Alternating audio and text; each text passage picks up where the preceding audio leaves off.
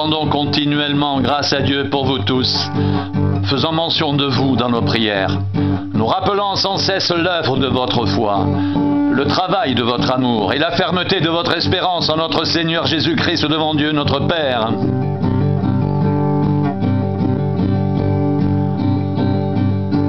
Nous savons, frères bien-aimés de Dieu, que vous avez été élus.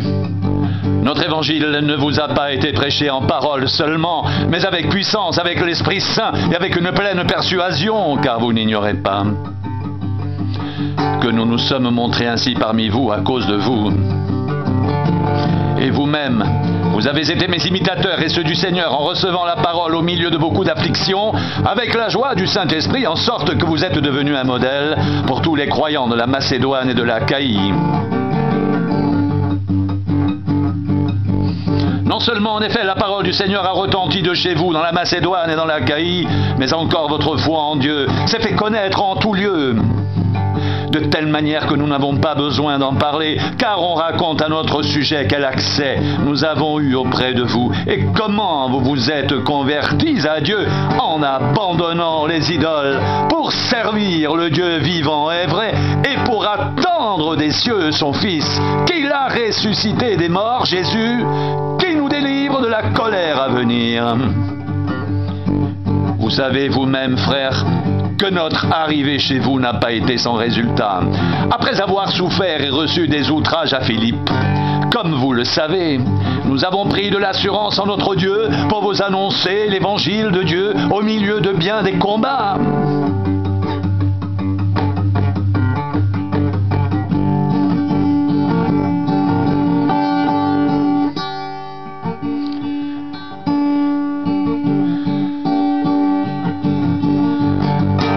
Car notre prédication ne repose ni sur l'erreur, ni sur des motifs impurs, ni sur la fraude, mais puisque Dieu nous a jugés dignes de nous confier l'Évangile, nous parlons non comme pour plaire à des hommes, mais pour plaire à Dieu qui sonde nos cœurs. Jamais, en effet, nous n'avons usé de paroles flatteuses, comme vous le savez. Jamais nous n'avons eu la cupidité pour mobile. Dieu en est témoin. Nous n'avons point cherché la gloire qui vient des hommes, ni de vous, ni des autres.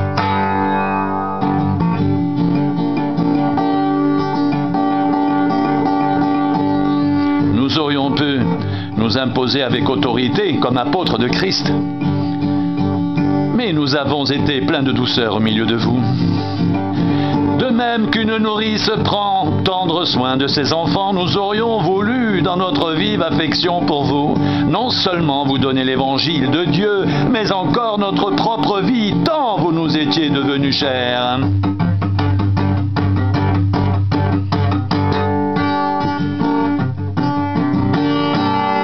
Vous vous rappelez, frères, notre travail et notre peine, nuit et jour à l'œuvre, pour n'être à la charge d'aucun de vous. Nous vous avons prêché l'évangile de Dieu.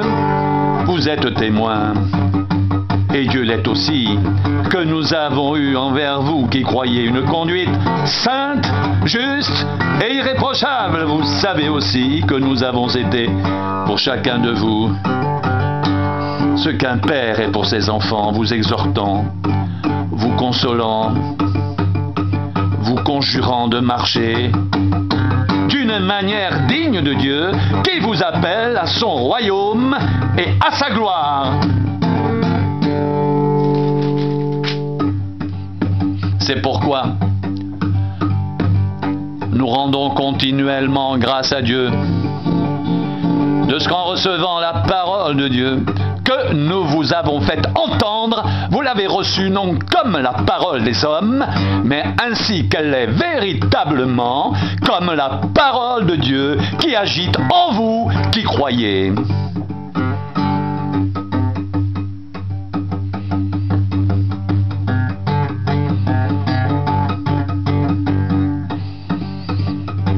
Timothée, récemment arrivé ici de chez vous, nous a donné de bonnes nouvelles de votre foi et de votre amour. Et nous dit que vous avez toujours de nous un bon souvenir, désirant nous voir comme nous désirons aussi vous voir. conséquence, frères, nos angoisses et nos épreuves, nous avons été consolés à votre sujet à cause de votre foi. Car maintenant nous vivons puisque vous demeurez fermes dans le Seigneur. Quelles actions de grâce, en effet, nous pouvons rendre à Dieu à votre sujet, pour toute la joie que nous éprouvons à cause de vous devant notre Dieu. Nuit et jour, nous le prions avec une extrême ardeur de nous permettre de vous voir et de compléter ce qui manque à votre foi. Que Dieu lui-même, notre Père et notre Seigneur Jésus, aplanisse notre route pour que nous allions vers vous. Et que le Seigneur fasse croître et abonder l'amour que vous avez les uns pour les autres et pour tous, à l'exemple de celui que nous avons pour vous, qu'il affermisse vos cœurs pour qu'ils soient irréprochables dans la sainteté devant Dieu notre Père lors de l'avènement de notre Seigneur Jésus avec tous ses saints.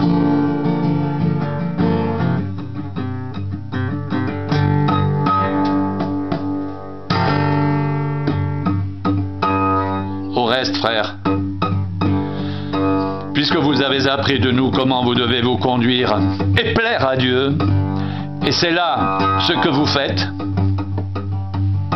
nous vous prions et nous vous conjurons, au nom du Seigneur Jésus, de marcher à cet égard de progrès en progrès.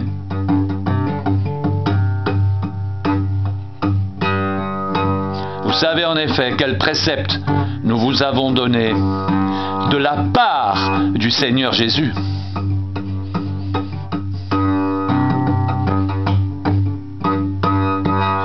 Ce que Dieu veut, c'est votre sanctification. C'est que vous vous absteniez de la débauche. C'est que chacun de vous sache posséder son corps dans la sainteté et l'honnêteté, sans vous livrer à une convoitise passionnée, comme font les païens qui ne connaissent pas Dieu.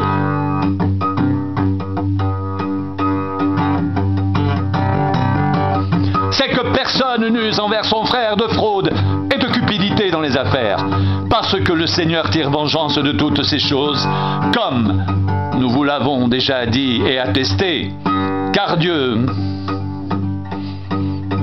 ne nous a pas appelés à l'impureté, mais à la sanctification.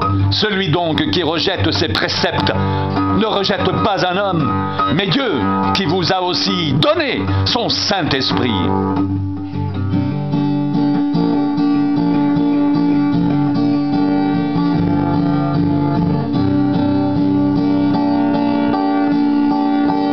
Pour ce qui est de l'amour fraternel, vous n'avez pas besoin qu'on vous en écrive, car vous avez vous-même appris de Dieu à vous aimer les uns les autres, et c'est aussi ce que vous faites envers tous, envers tous les frères dans la Macédoine entière. Mais nous vous exhortons, frères, à abonder toujours plus dans cet amour, et à mettre votre honneur à vivre tranquille, à vous occuper de vos propres affaires et à travailler de vos mains, comme nous vous l'avons recommandé, en sorte que vous vous conduisiez honnêtement envers ceux du dehors et que vous n'ayez besoin de personne.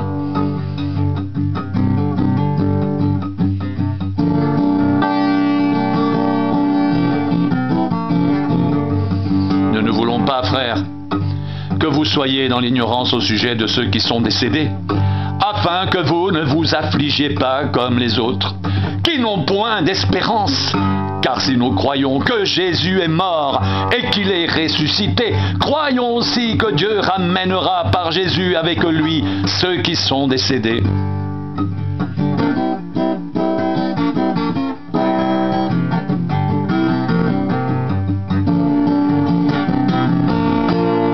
Voici en effet ce que nous vous déclarons d'après la parole du Seigneur. Nous les vivants restés pour l'avènement du Seigneur, nous ne devancerons pas ceux qui sont décédés, car le Seigneur lui-même a un signal donné, à la voix d'un archange et au son de la trompette de Dieu, descendra du ciel, et les morts en Christ ressusciteront premièrement. Ensuite, nous, les vivants qui serons restés, nous serons tous ensemble enlevés avec eux sur des nuées à la rencontre du Seigneur dans les airs. Et ainsi, nous serons toujours avec le Seigneur. Consolez-vous donc les uns les autres par ces paroles.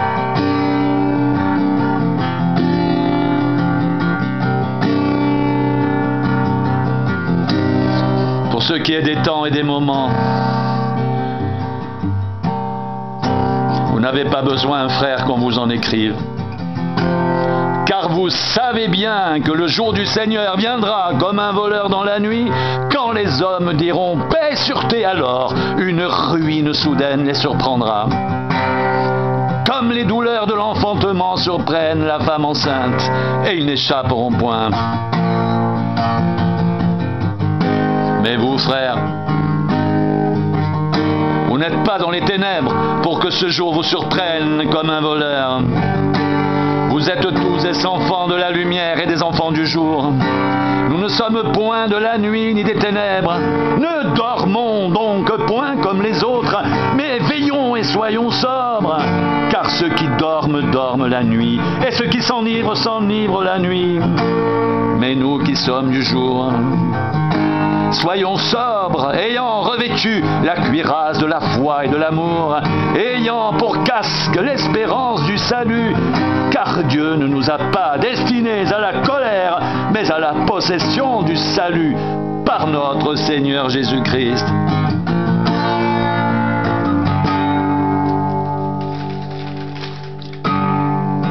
Qui est mort pour nous, afin que soit que nous nous veillions, soit que nous dormions,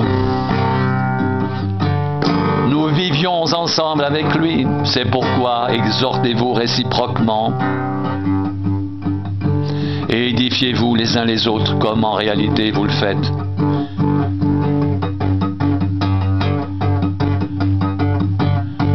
Prenez garde que personne ne rende à autrui le mal pour le mal, mais recherchez toujours le bien, soit entre vous,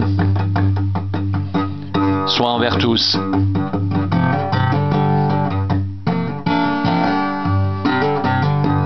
Priez sans cesse, rendez grâce en toutes choses, car c'est à votre égard la volonté de Dieu en Jésus-Christ. N'éteignez pas l'esprit. Ne méprisez pas les prophéties, mais examinez toutes choses. Retenez ce qui est bon. Abstenez-vous de toute espèce de mal. Que le Dieu de paix vous sanctifie lui-même tout entier.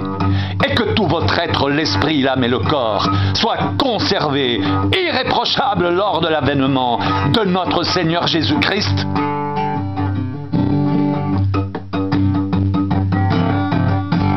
Celui qui vous a appelé est fidèle, et c'est lui qui le fera.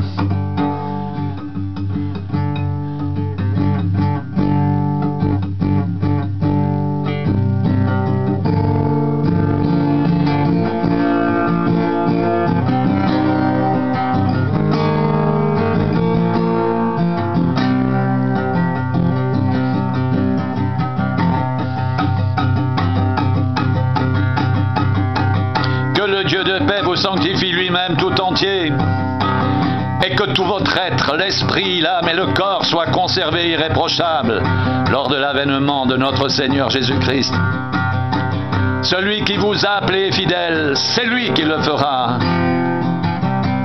Priez sans cesse, rendez grâce en toutes choses, car c'est à votre égard la volonté de Dieu en Jésus-Christ. N'éteignez pas l'esprit, ne méprisez pas les prophéties, mais examinez toutes choses, retenez ce qui est bon, abstenez-vous de toute espèce de mal. Que le Dieu de paix vous sanctifie lui-même tout entier, et que tout votre être, l'esprit, l'âme et le corps, soient conservés irréprochables lors de l'avènement de notre Seigneur Jésus-Christ, celui qui vous a appelé fidèle, et c'est lui qui le fera.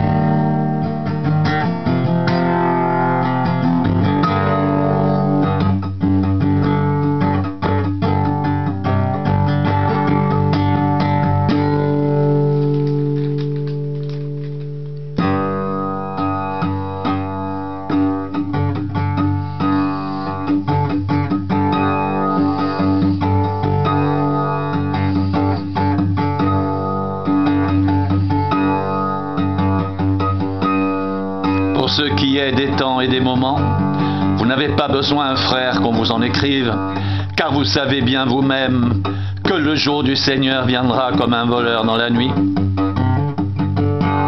Quand les hommes diront paix et sûreté, alors une ruine soudaine les surprendra, comme les douleurs de l'enfantement surprennent la femme enceinte, et ils n'échapperont pas. Mais vous, frères, vous n'êtes pas dans les ténèbres pour que ce jour vous surprenne comme un voleur. Vous êtes tous des enfants de la lumière et des enfants du jour. Nous ne sommes point de la nuit ni des ténèbres, ne dormons donc point comme les autres, mais veillons et soyons sobres. Car ceux qui dorment, dorment la nuit, et ceux qui s'enivrent, s'enivrent la nuit. Mais nous qui sommes du jour, soyons sobres, ayant revêtu la cuirasse de la foi et de l'amour, et ayant pour casque l'espérance du salut. Car Dieu ne nous a pas destinés à la colère, mais à la possession du salut, par notre Seigneur Jésus-Christ, qui est mort pour nous, afin que, soit que nous veillions, soit que nous dormions, nous vivions ensemble avec lui. C'est pourquoi exhortez-vous réciproquement et édifiez-vous les uns les autres, comme en réalité vous le faites. Prenez garde que personne ne rende à autrui le mal pour le mal, mais recherchez toujours le bien, soit entre vous, soit envers tous. Priez sans cesse, rendez grâce en toutes choses, car c'est à votre égard la volonté de Dieu en Jésus-Christ. N'éteignez pas l'esprit, ne méprisez pas les prophéties, mais examinez toutes choses, retenez ce qui est bon, abstenez-vous de toute espèce de mal. Que le Dieu de paix vous sanctifie lui-même tout entier, et que tout votre être, l'esprit, l'âme et le corps, soit conservé irréprochable lors de l'avènement de notre Seigneur Jésus-Christ.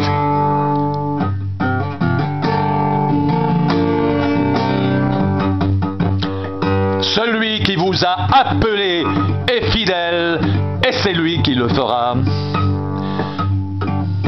Celui qui vous a appelé est fidèle, et c'est lui qui le fera.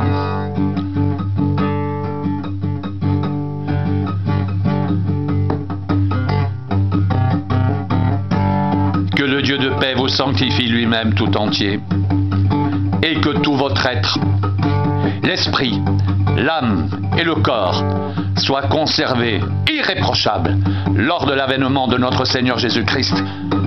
Celui qui vous a appelé fidèle, et c'est lui qui le fera.